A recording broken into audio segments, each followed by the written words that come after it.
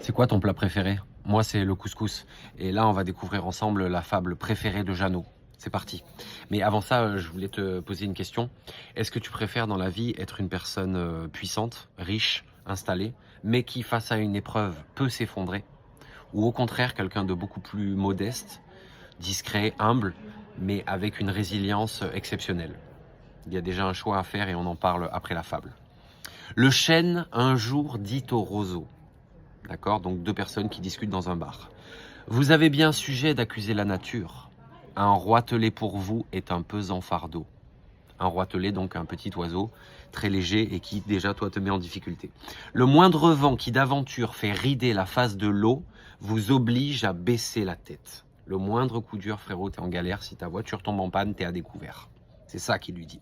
Cependant que mon front au Caucase pareil, donc le Caucase, chaîne de montagne, le mec compare son front à une montagne, non content d'arrêter les rayons du soleil, brave l'effort de la tempête. Je suis un monstre, je suis indéboulonnable, personne ne peut me toucher.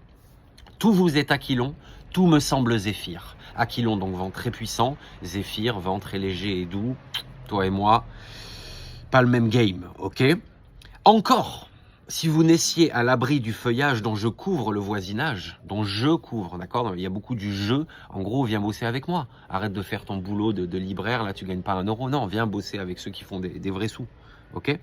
Encore, si vous naissiez à l'abri du feuillage dont je couvre le voisinage, vous n'auriez pas tant à souffrir. Je vous défendrai de l'orage. Mais vous naissez le plus souvent sur les humides bords du royaume du vent. La nature envers vous me semble bien injuste. Un peu de mépris de la part du chêne. Réponse du roseau.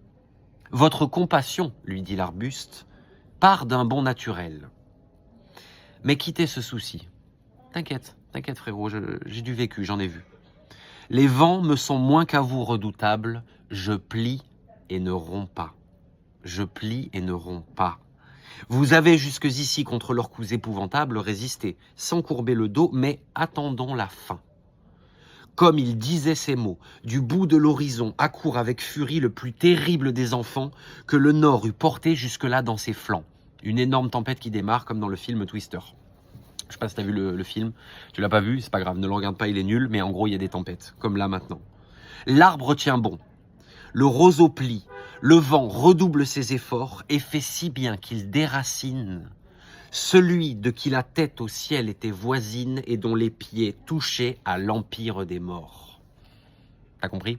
Le chêne, il s'est effondré en fait, au premier vrai coup dur que ce gars a dû endurer dans sa vie, il est tombé par terre. Et en fait, c'est vachement intéressant parce que parfois dans la vie, il y a des gens à qui il arrive 1000 galères, tu vois, des séparations hyper difficiles, des deuils, des malchances, et ils arrivent toujours à aller de l'avant, à garder le sourire, à y croire en fait. Et tu as des gens dont le chemin semble jalonné de réussite, tu te dis, eux, c'est des tout droits, et finalement, tu les retrouves parfois quelques années après, et ils se sont effondrés.